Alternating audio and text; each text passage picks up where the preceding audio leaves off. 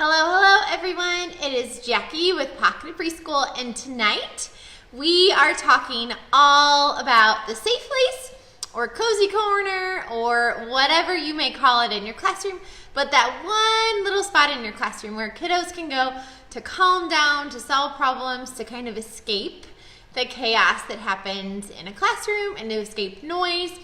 So it's basically the little cozy spot in your classroom that kiddos can go to manage those emotions. So I am sitting in my classroom, and behind me is the safe place. So that's why I'm on the ground. Because I thought, what better place to talk to you about a safe place than to be in my safe place. So one thing I want to say about a safe place, or actually before I do that, I want you to tell me in the comments, one, do you have a safe place in your classroom? And if you do, what do you call it? And what are your go-tos that you put in there?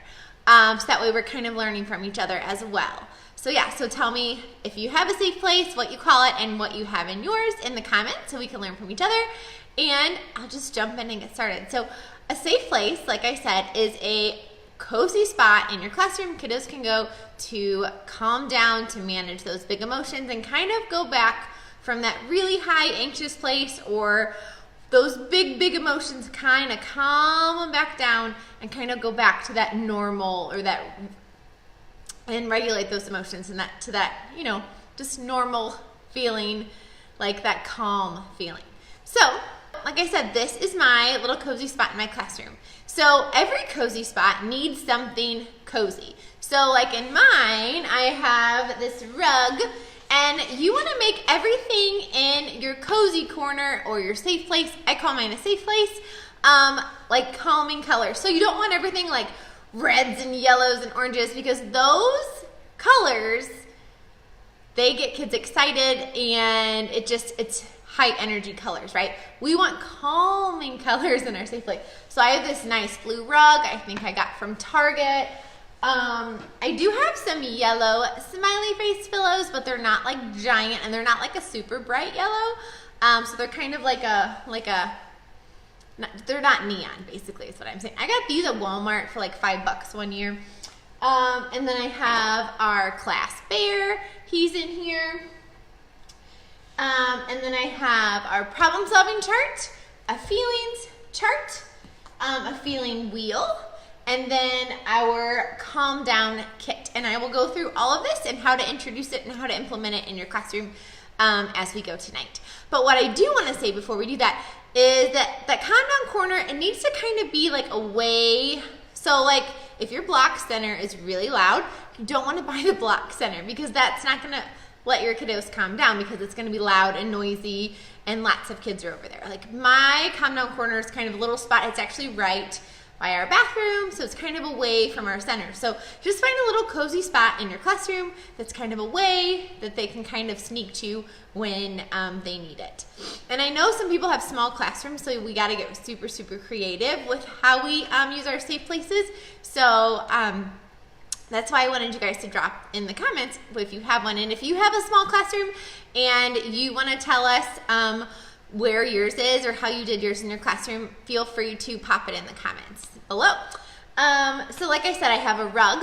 You can also do like a beanbag or pillows, but I will say is that when kiddos are upset, and when anyone is upset, they cry, they sneeze, they cough, fluids come out of all the places. So you want to make things in your safe place that are washable, and either you can clean them or wipe them down, or like this rug gets thrown in the washer a lot. Like I think I've had this rug, this will be 3 years, and it's almost done because it gets washed a lot. Because if it gets snot on it or lots of tears and all the things that like mucus that comes out of them when they're upset, you want to wash it. And like these pillows, I throw these in the washer with the rug, and our bear, he gets thrown in the washer too. He's on his last leg this year. I need part of his nose is going off. But he gets thrown in the washer too. And the puppet will get thrown in the washer. So yeah, and then everything is laminated, so you can wipe it down with whatever kind of solution you're supposed to use, whether it's Clorox wipes or that like 3-step method, but however you used to clean, just know that you're gonna have to clean these things because when kiddos get upset, they cry, they sneeze, they cough all over it. So just so you know, don't buy these beautiful, amazing things because they're gonna sneeze on them and you're gonna have to wash them. So just make sure it's washable. Oh, and I forgot to tell you, I have a freebie for you guys. So after this live, don't do it now, don't leave me. After this live, go to the top of this post. I did a whole blog post on the Calm Down or the Safe Place, and I made this freebie for you guys. It's either a parent or a teacher note that you can put in your classroom or send home with families about ways and words to use to help a kiddo calm down. I just wanted to tell you that in case you have to leave or can't watch to the end. So make sure you grab this freebie again at the top of this post. And it's actually in the it's in the Calm Down kit in my TPT store. But I thought everybody needs this. This is kind of important. So yeah, so make sure you grab this when after we're done. So make sure everything is washable, cool colors. You don't want reds or craziness.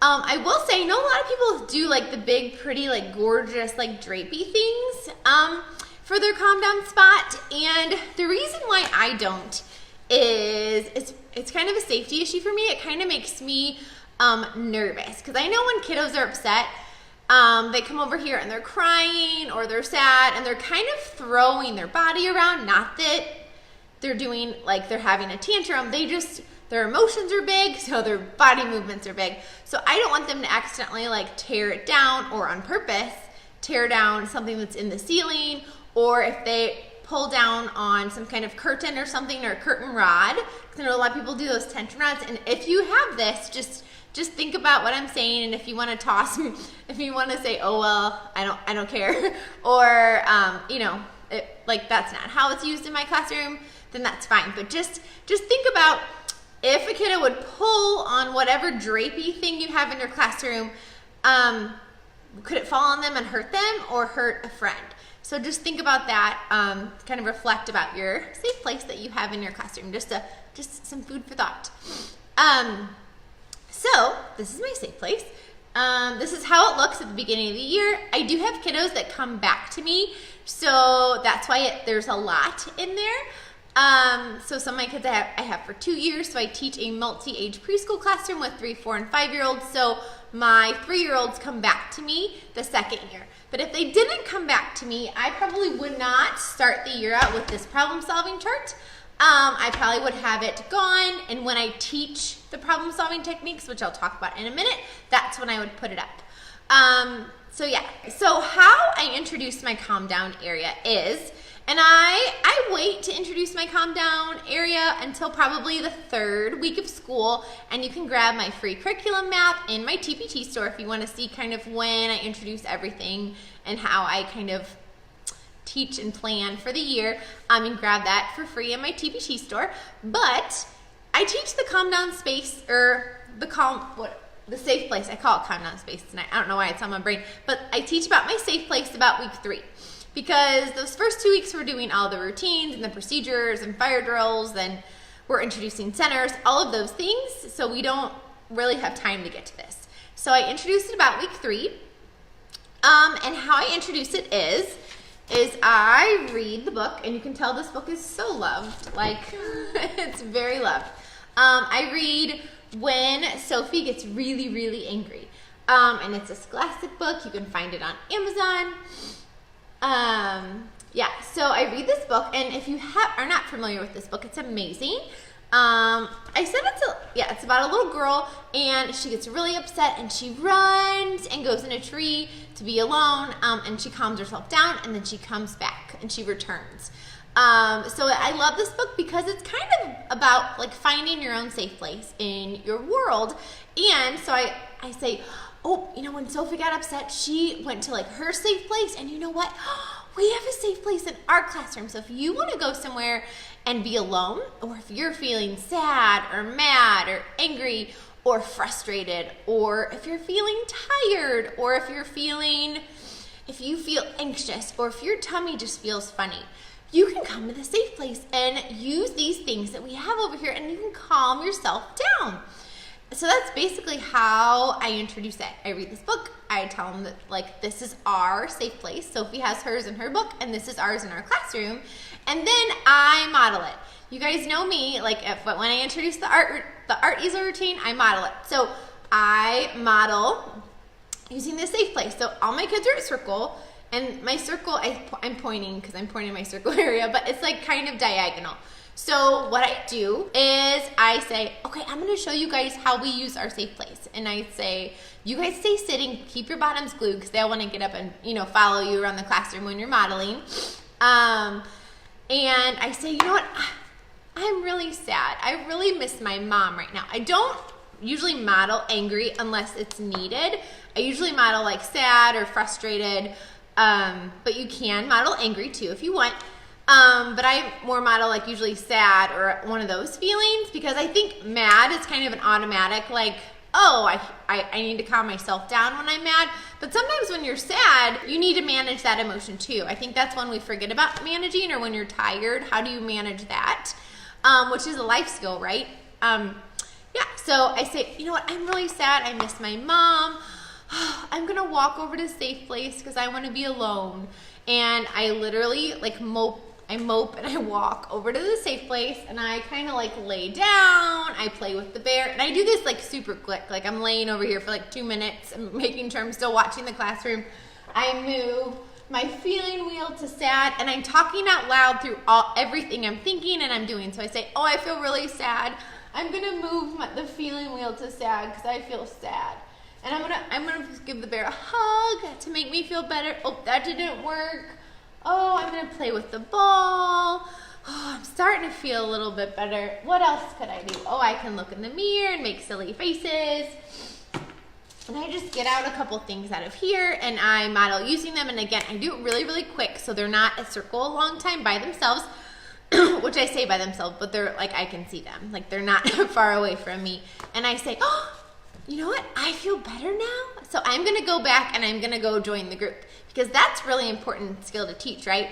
You calm down, but you need to rejoin the class, right? I think sometimes we forget that one to teach, like what to do after you've calmed down. So, okay, I'm calm. I'm going to go and I walk back over and I have a smile on my face and I just cheerily walk back over and I sit back at circle. And then, once I'm back at circle, I say, oh, you guys, what did I do to calm down? Okay, I was sad. I walked over to the safe place. I looked at the pictures. I moved the feeling wheel. I played with some of the stuff in the bucket. And when I was calm, I returned to the group, or I went back to my friends. So then I kind of just go through what I did. And then, as long as I haven't lost my kiddos, because sometimes after reading this book and doing that, sometimes they're done. But if they are not done, I bring this Calm Down Kit over to Circle and I say, let's play with some of these things that are in here. And if you've lost your kiddos or they don't have the attendance band yet, you can say, you know what, I'm gonna put these out during center time, and if you wanna come check these out, they're gonna be at the table. That way they can play with these things, they can manipulate them, they can kind of see what's inside because they're gonna be curious about them. And I say, oh, we have a puppet, and you can have the puppet pretend to talk to you or it can cuddle. We have the mirror. Just one note about the mirror. If you have a mirror in your safe place, make sure it is child safe. Like this one, if they throw it, it's not going to break. Don't get one from the dollar store and put it in your safe place because if they throw it, it will shatter. Not safe. So get like a kid safe one.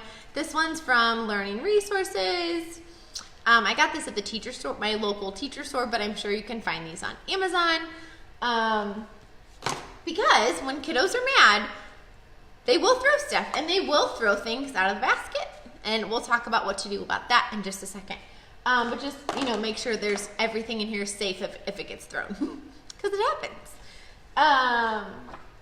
And so we play with all these things, or if I've lost them or if their attendance band's gone, I put them out at the table and they can play with them and look at them during circle time or during center time.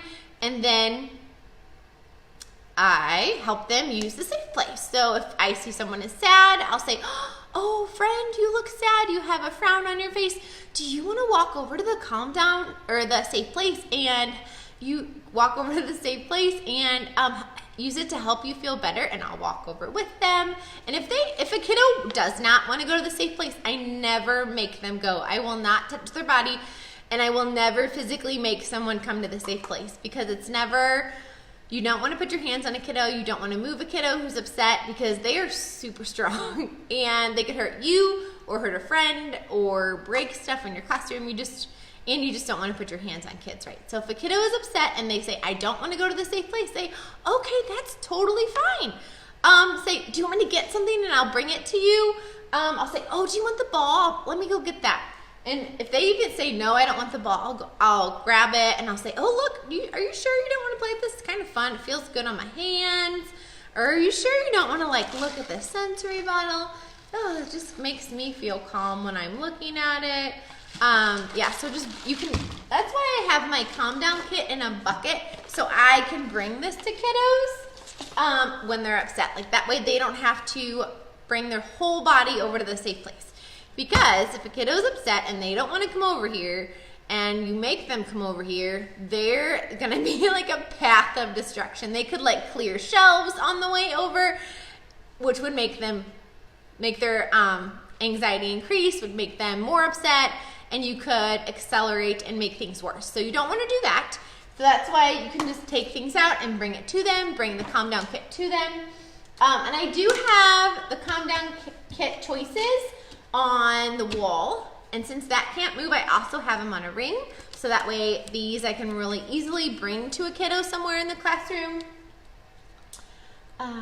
So yeah, so that's how I introduce it. And usually that same week, another day at Circle, I will read I Can Calm Down When I'm Upset. And this is a social story that is included in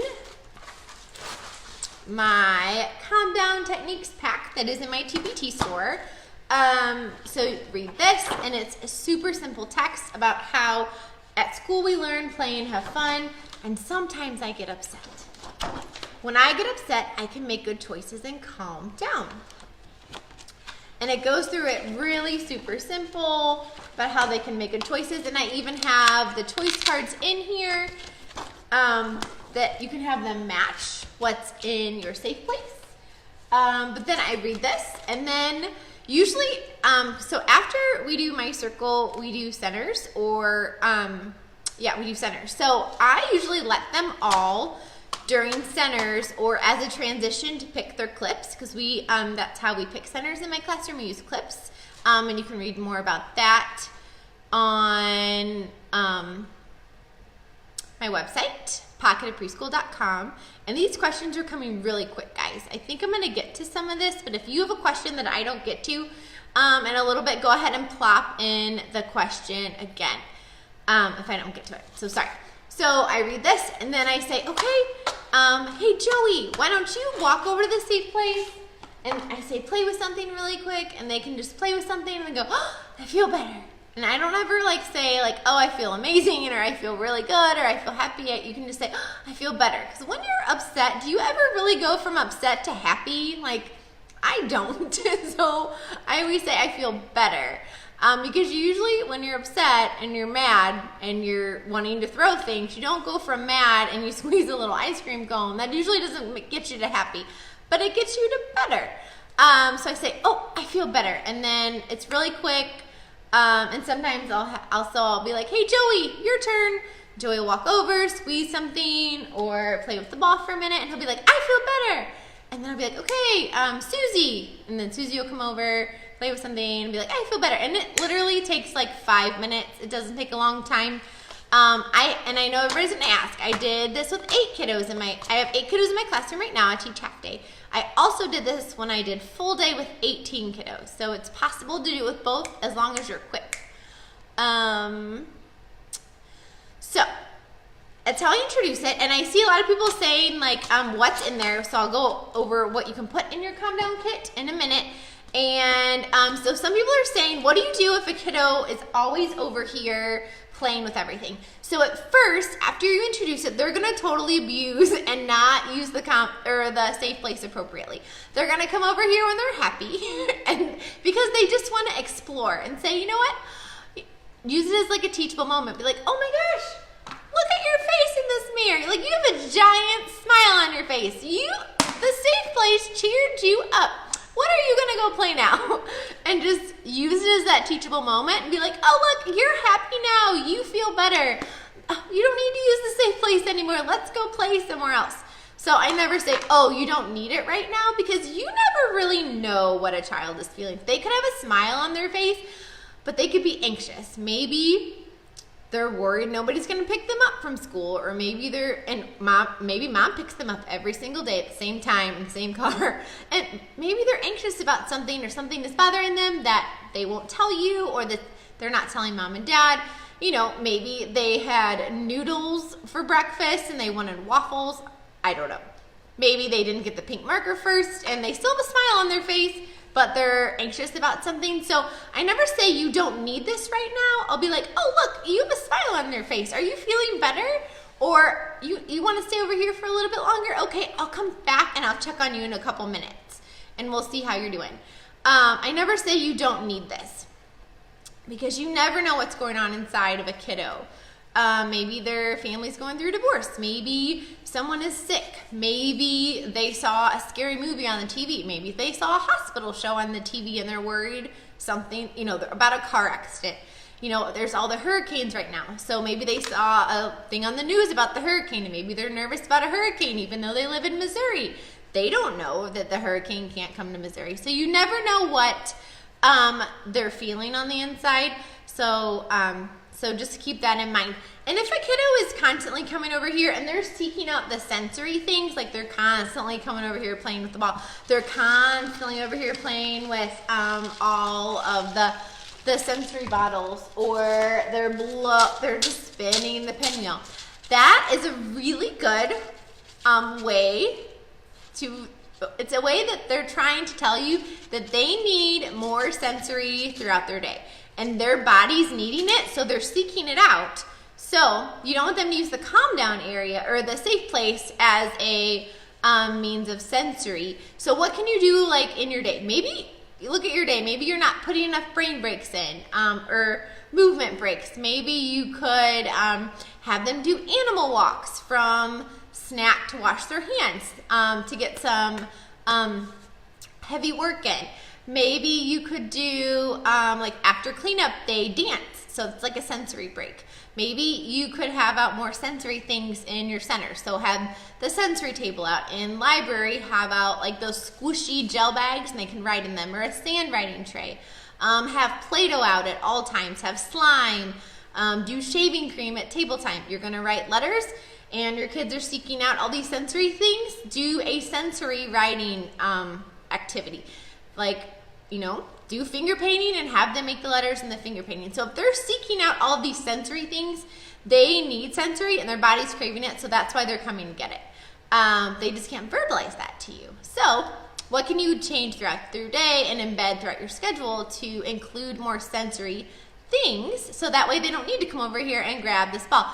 And if they're coming over here and constantly grabbing the ball or the pinwheel, maybe they are anxious about something. Maybe say, hey, you know what? I noticed that she's always,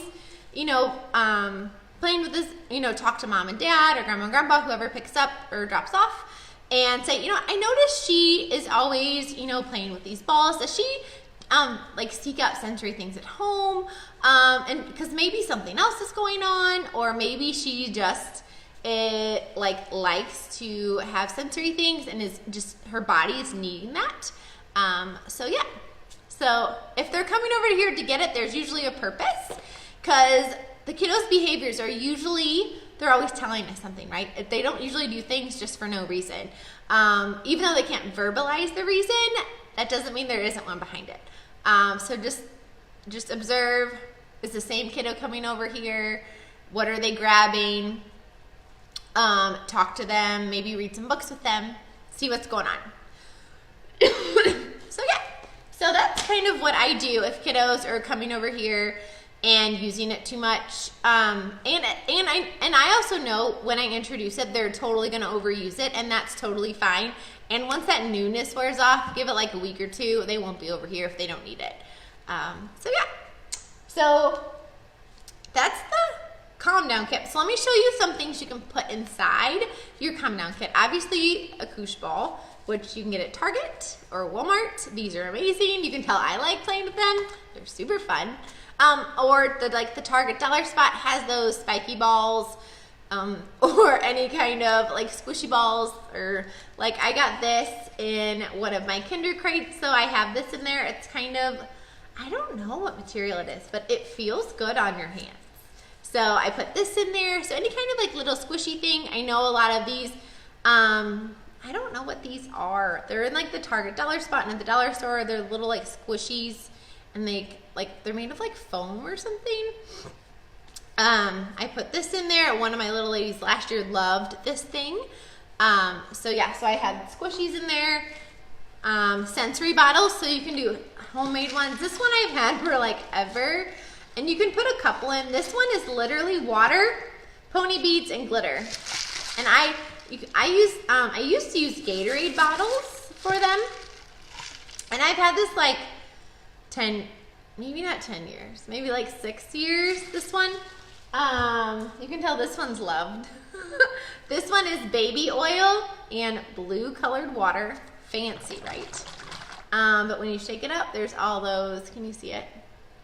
All the little bubbles form, and then the oil will separate at the top. And again, Gatorade bottle, and I just put tape on the top, so, because I hot glue the lid on, that way they're picking at the tape and not the hot glue, so everything doesn't come out on them. So that's another fun one, and they can be loved, it's fine. Or you can do, like, these are, oh my gosh, I forgot what kind of water bottles these are. Help me out in the comments, I forgot. These are those water bottles I get them from Amazon. This is just like a glitter one. I made this one last year, so it's new.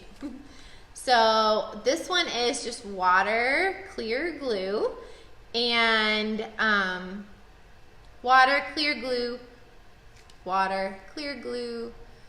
blue food coloring, and glitter. And then I, again, glue the lid shut. Voss water bottles. Thank you, friends. I had a brain break, or brain freeze. I glue the lid shut, and then I always tape it with duct tape. Just so they're picking at the tape and not the glue on the inside. So yeah, these are so pretty. But you can go on Pinterest and find a whole bunch of sensory bottle recipes. But yeah, so make whatever works for your kiddos. And again, have calming colors. Okay, this is orange on the top, is a little bit bright, but don't like have like red in here, because that'll trigger that anger emotion. Somebody says Voss water bottles are great, and then the Core water bottles are great too. So I try and keep like blue or clear water bottles over here. Again, those calming colors. Sometimes it can be the littlest things.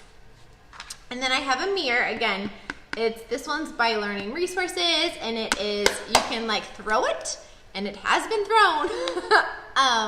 It won't break. You can also do these bubble timers if you have these. These are really fun and calming to watch. Amazon, I just got this at. A little emoji, like little notepad, and you can just stick a little pencil in there. You can do Legos if a kiddo loves to build. Again, don't put a lot in here. I just put it in like a little pencil pouch. That way there's not a lot, so they're not coming over here to play. And they're just coming over here to calm down with it. So you can just it's nice, you can stick it in there, and you got little Legos. What else? Oh, a puppet, because some kiddos love and will talk to a puppet. And if they don't want to talk to you, they'll talk to a little animal or a little puppet, or maybe they'll just snuggle with it. This little kitty cat has been in my calm down kit and snuggled when my kiddos are upset since I've started teaching. Oh, he's so loved though. He's so soft. You can also put in yoga cards. And what you can do the yoga cards are in my calm down kit in my TBT store. What you can do to teach your yoga poses is do them during music and movement time, and that way they know what yoga poses, like how to do them when they're upset. That brings me to another good point. If a kiddo is upset, it is not time to teach them a new way to calm down. If a kiddo is upset, You want to get something that you know calms them down and that you know will help them. You don't want to use it like, oh, let's try this new thing. Not the good time. If you want to put something new in the calm down basket, introduce it during circle or during an intervention time with 1 or 2 kiddos, and introduce it then, and they can practice with it when they're calm. That way when they are upset, they will have already practiced it and they are familiar with it and you know if it works or not. And well, you have a guess. You have probably a really good guess if it'll work or not. And that way when they are upset, it's not something new. Because when you're upset, you don't want to deal with anything new. You don't want to think the less language you're giving them, the better. Sometimes you don't want to give them any language. You can just be like, here you go. Do you want this? Yes or no. That way they can give those one-word answers and you're good. Things to blow are really good to help with taking deep breaths. You can use a pinwheel. Again, dollar store. These calm down kits you can make super cheap. You can put in a flower and they can smell it. And they're practicing that deep breath. Other things you can use are the visual deep breath chart. So if they like pulling the Velcro off, they can be like 1, 2, and they can, or 5, 4, 3, 2, 1. They can count down or count up. And this deep breath chart is included in the calm down kit. And then I just have the little ring. And in here, there's a whole bunch. Where is it? There's a whole bunch. I only have a couple out. I don't have a ton. But in the calm down kit, there's a ton. That way you can kind of put out what works for your kiddos. I see somebody said a weighted blanket works for some kiddos. Yes, those are great. Again, you're just going to want to make sure you wash those and keep them clean, which I'm sure you guys know. So someone's asking if I have a safe place outside, and I don't. I did when I taught full day. We kind of had like a little corner and we had a couple things. We had an emergency backpack we would take with us outside, and we kind of had like a calm down kit in a pencil pouch we would bring out with us. And it was mostly for 2 kiddos. They were the only ones who used it, but if other kiddos needed it, it was always there for them.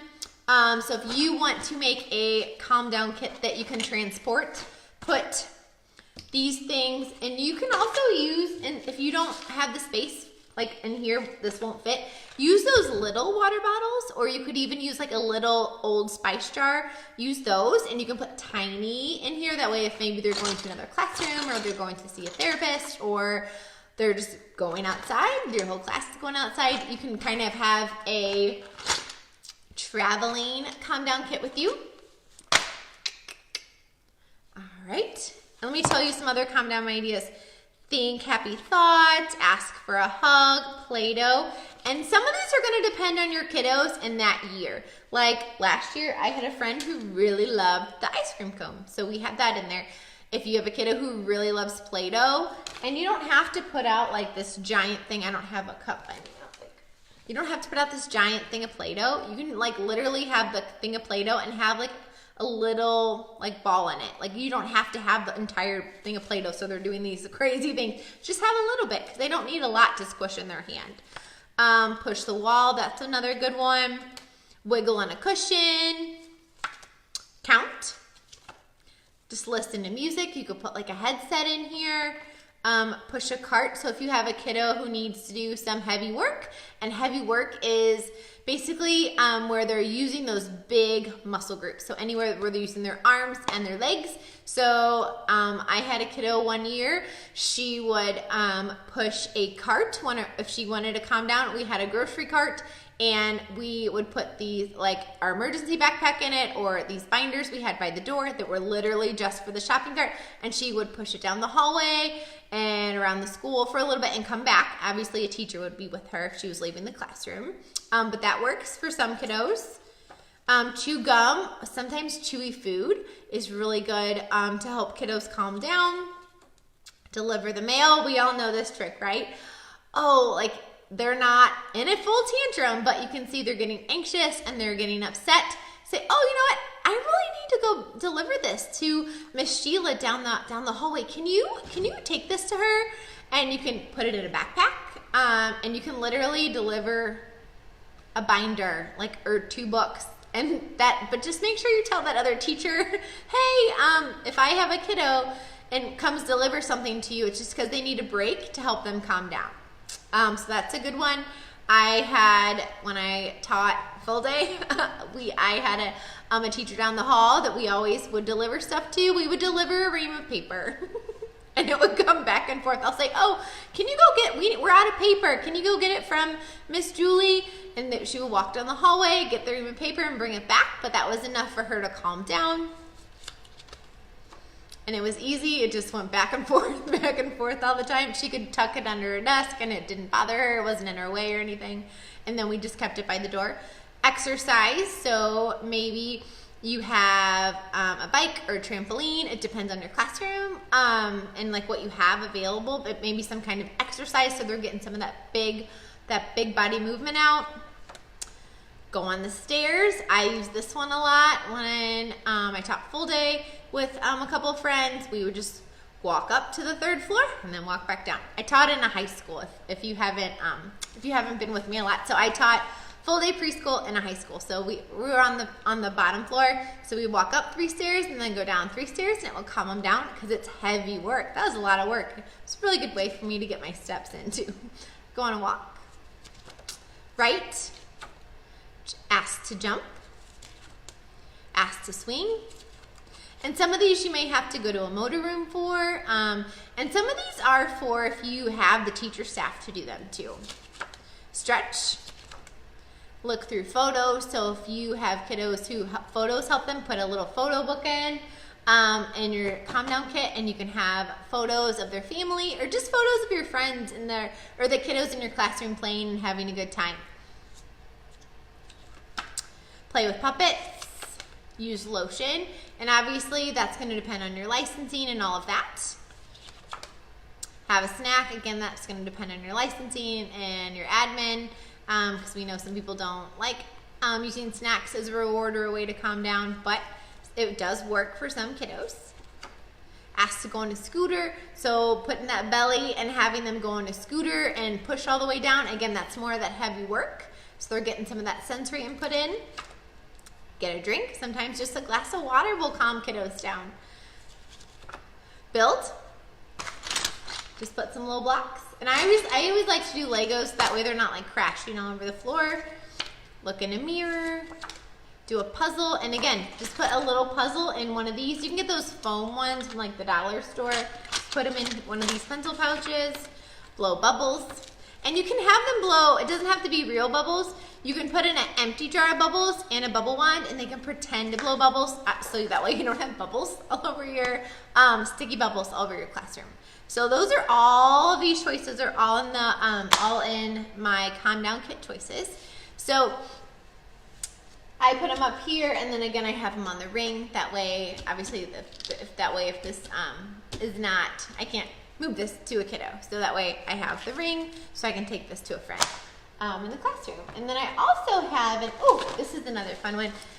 So this is a pencil pouch I found, but it's that sequin that you can rub and it changes colors. Those are really fun too. And I have put this in the washer. But some kiddos love, and they'll just sit here and rub on it just to help them calm down. And again, it's blue, not red, not a crazy color.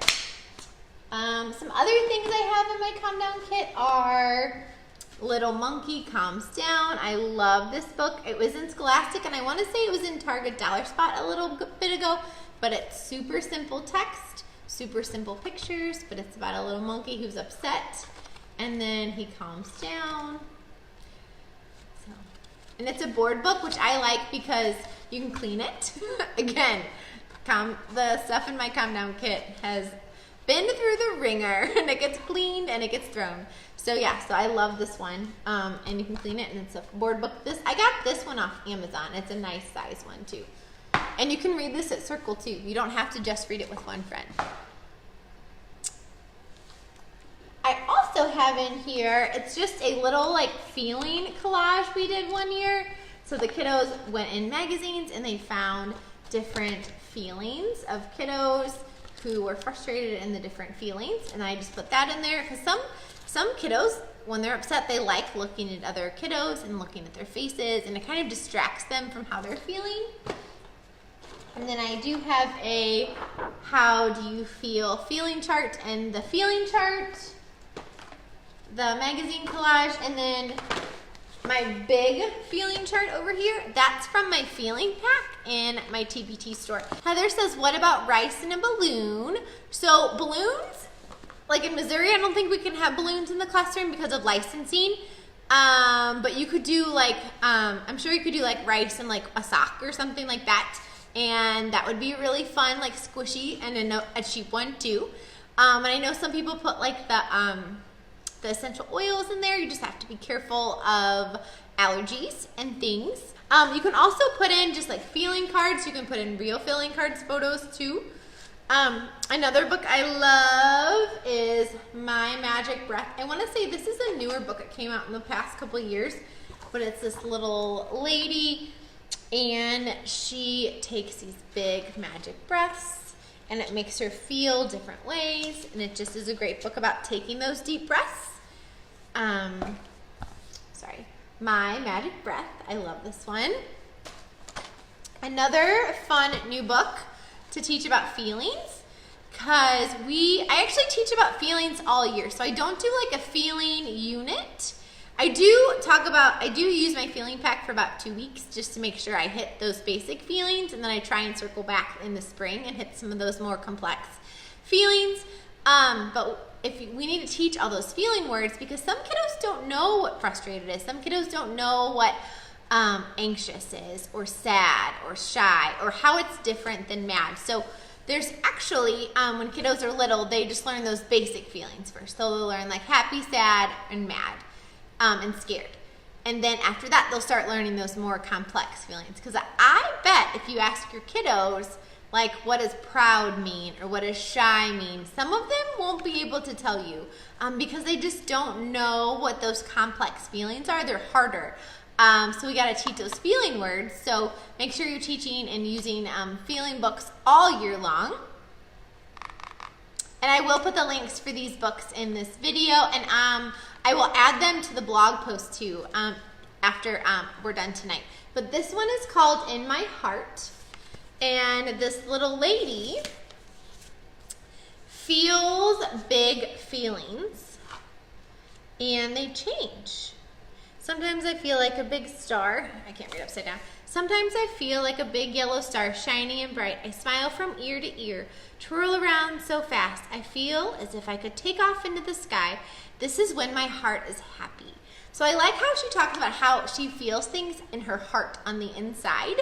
Because I always say a lot, like, because I use green choices in my classroom, like green choices make your heart feel happy. It makes you feel happy on the inside. And I know there's a big push for talking about being kind and kindness. So I love how this book, how she talks about how she feels different ways, and she feels it in her heart, and how her heart feels different. So how they feel on the inside, and the illustrations match all of those feelings. So yeah, this one is called In My Heart, A Book of Feelings. And I got this one off Amazon too. Alrighty. So yeah, so I know some people are asking, what do you do if kiddos come to the calm down area and they throw all the things? So if they are so upset to where they are throwing, what I do, obviously, if they're throwing things and they came over here by themselves, believe it or not, I would be like, oh my gosh, I would praise them. I would be like, oh my gosh, friend, I am so proud of you. You are so upset, but you noticed you were upset, and you're over here trying to make yourself feel better. Wow, can I help you? And these calming words, again, this is the freebie, so go to the top of this post when you're done and grab this freebie. So some of the things that you can say are, you want to label their feeling. I'm just going to read some of the things off here so you kind of know what's on the freebie. And again, send this home with parents, put it in the classroom. They're just really good reminders to use. I love you. Do you need a hug? Because some kiddos, when they're really upset and they're throwing things, maybe they're wanting attention. And we have to remember that the behaviors kiddos are doing, it's usually because they can't express something that is going on the inside. So we have to figure it out. We're kind of like a detective. Like, okay, she's throwing something. What's going on with her or him?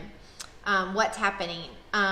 Does she, so we got to de-escalate the situation. And sometimes they may just need a break. So if I have a kiddo who's throwing things, I won't say anything to them, and I'll just quietly move away all the things. So that way, guess what? Now they have nothing else to throw.